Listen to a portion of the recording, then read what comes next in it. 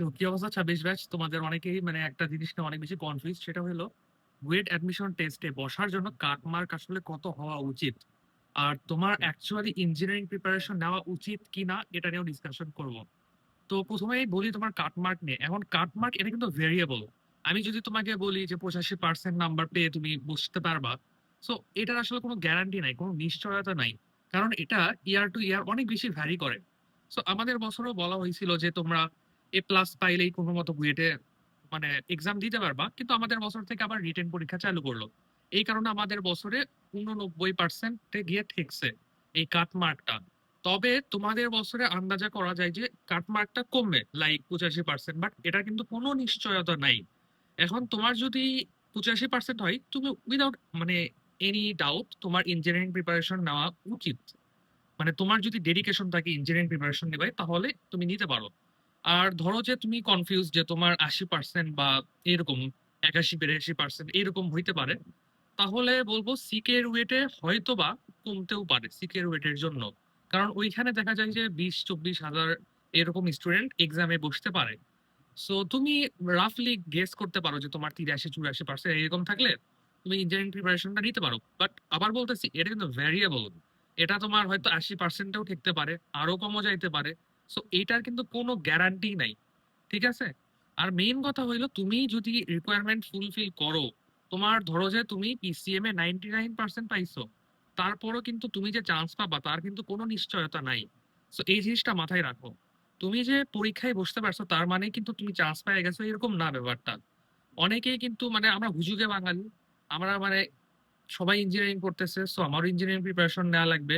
অনেকে জীবনে engineering question bank পড়েও নাই, জীবনে চোখেও দেখে নাই, এইরকম স্টুডেন্টও এখন আসে দেখবা যে উদ্ভাসে ভর্তি হয়ে গেছে ইঞ্জিনিয়ারিং প্রোগ্রামে। অনেক মানে কোচিং সেন্টারে ভর্তি হয়ে গেছে, এসিএসএ ভর্তি হয়ে গেছে, আচিভে হয়তো ভর্তি হয়ে গেছে, কিন্তু ও জীবনেও ইঞ্জিনিয়ারিং কোশ্চেন ব্যাংকটা দেখে নাই।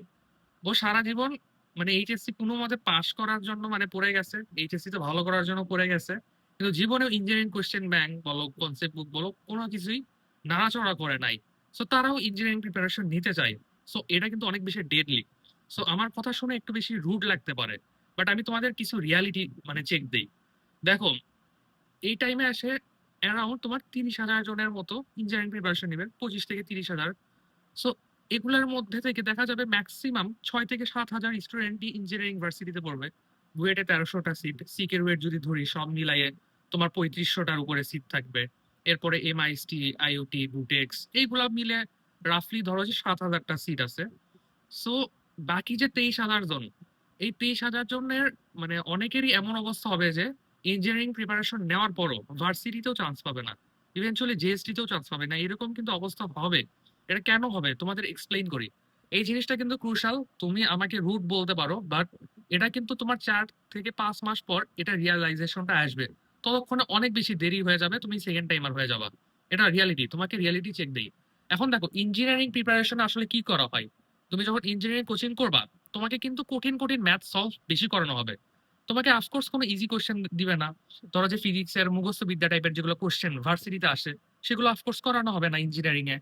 তুমি এই যে 3 মাস ইঞ্জিনিয়ারিং প্রিপারেশন যদি নাও, তুমি অনেক বেশি হিমশিম খাবা তুমি যদি আগে থেকে ইঞ্জিনিয়ারিং এর প্রিপারেশনটা না নিয়ে থাকো। অর্থাৎ অ্যাটলিস্ট কোয়েশ্চেন ব্যাংক যদি তুমি না পড়ে থাকো এইচএসসির আগে, তুমি এখন কিন্তু প্রচুর হিমশিম খাবা। উইকলি দিবা, উইকলিতে মার্ক উঠবে না, হতাশায় পড়বা। এভাবে 1 মাস চলে যাবে, 1 মাস টেস্টিং করতেই চলে যাবে। তারপরে কিন্তু সিলেবাস দেখবা যে তোমার 30-40% শেষ, তখন কিন্তু কোপ আপ করতে পারবা না। সো তোমার আসলে করা উচিত কি, তুমি ধরো যে ইঞ্জিনিয়ারিং কোয়েশ্চেন ব্যাংক তোমার 60-70% শেষ। একবার শেষ হইলো আলহামদুলিল্লাহ, তোমার প্রিপারেশন নেওয়া উচিত। কিন্তু ধরো যে 60-70% পর্যন্ত কনসিডার করা যায়, তারাও মোটামুটি আর কি কোনো একটা সিট, কোনো একটা জায়গায় সিট পাই।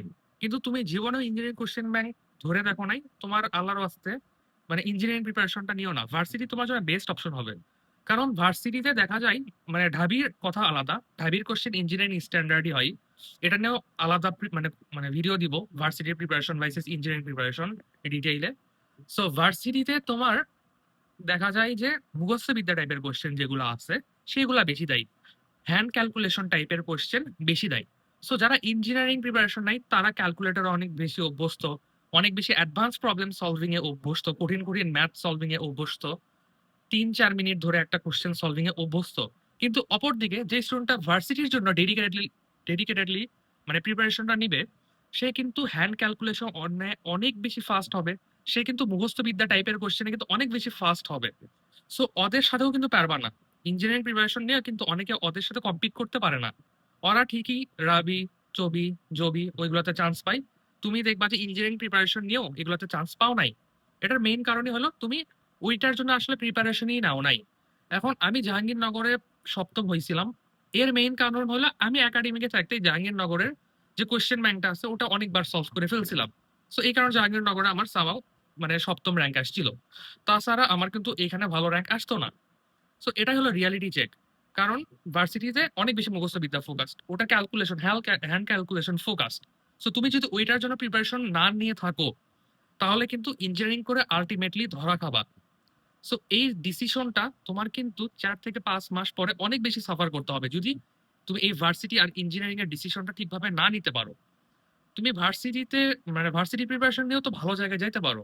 এমন না যে ওই ভার্সিটি গুলো খারাপ। সো এটা আসলে আমাদের মানে কোচিং এর বায়াস সিস্টেম।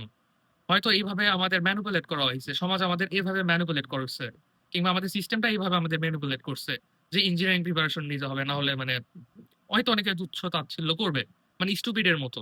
ঠিক আছে, এই ইঞ্জিনিয়ারিং এর মধ্যে কোনো গ্লোরিফিকেশন নাই। সো তোমার যেটা ভালো লাগে, তোমার মানে সাধ্যের মধ্যে যেটা আছে সেটাতে যাও। তোমার সাধ্যের বাইরে যাইও না। তুমি 4 থেকে 5 মাস পরে দেখবা যে সেকেন্ড টাইমার হয়ে গেছো। সো এই জিনিসটা খেয়াল রাখো। তোমার এই কাটমার্ক নিয়ে মাতামাতি কইরো না। তোমার যদি ডেডিকেটেডলি অলরেডি ইঞ্জিনিয়ারিং এর প্রিপারেশন হয়ে থাকে, তুমি কোশ্চেন ব্যাংক শেষ করছো, you are so confident about engineering, so তোমার তো উচিত না কাটমার্ক নিয়ে চিন্তা করার। তোমার উচিত ডিরেক্টলি এখন প্রিপারেশন নেওয়া, ভালো কিছু করার। আর তোমরা যারা এখন মানে এইচএসসির আগ পর্যন্ত জীবনেও কোশ্চেন ব্যাংক হাবি জাবি এগুলো ধরে দেখো নাই, তোমরা ভার্সিটি প্রিপারেশন নাও, ইনশাল্লাহ ভার্সিটি থেকেও তুমি একটা ভালো জায়গায় যাইতে পারবা। সো এই ভিডিওটা তোমার জন্য হয়তো ইম্পর্টেন্ট। আমাকে মানে রুড বিহেভ বা এরকম মানে ভাবিও না। আমি এটা মানে রিয়াল কথা বললাম, মানে বাস্তব কথা। সো এই জিনিসটা মাথায় রাখো, তুমি কোন প্রিপারেশনটা নিবা সেটা ওয়াইজলি ডিসিশন নিও। তারপরে তোমার ইঞ্জিনিয়ারিং প্রিপারেশন হলে আবার ওই ফোর্থ সাবজেক্ট যেটা বায়োলজি, মানে যেটা তোমার দাগাইতে হয় ভার্সিটিতে, ওটাতেও কিন্তু একটা ইম্প্যাক্ট পড়ে। এই জিনিসগুলো কিন্তু কনসিডারেশনে আনা লাগে। সো শুধুমাত্র কাটমার্ক নিয়ে ভাবলেই হবে না, তুমি আসলে ক্যাপেবল কিনা ইঞ্জিনিয়ারিং এর জন্য এটাও ভাবো। আর প্রথম যে 2টা উইক সেটা তুমি দেখিও প্রথম উইকলি গুলাতে কেমন আসতেছে। তোমার মার্ক যদি ডিসেন্ট মার্ক আসে, এখন উইকলিতে গুলা অনেকের ভালো প্রিপারেশন সত্ত্বেও খারাপ আসে, তবে যদি এক্সট্রিমলি খারাপ হয় অফকোর্স তোমার সুইচ করা উচিত ভার্সিটির ক্ষেত্রে। সো এরপরে আরো অন্যান্য ভিডিও দিব অনেক ভার্সিটি প্রিপারেশন নিয়ে, ইনডেপথ নিয়ে। অনেকে ঢাবি নিয়ে কনফিউজ আসছো যে আসলে ঢাবির জন্য আসলে ভার্সিটি প্রিপতে হবে কিনা, এটার জন্য আলাদা ইঞ্জিনিয়ারিং প্রেপ লাগবে কিনা, এটা নিয়েও বলবো ইনশাল্লাহ। তো আজকে এত পর্যন্তই। আল্লাহ হাফেজ।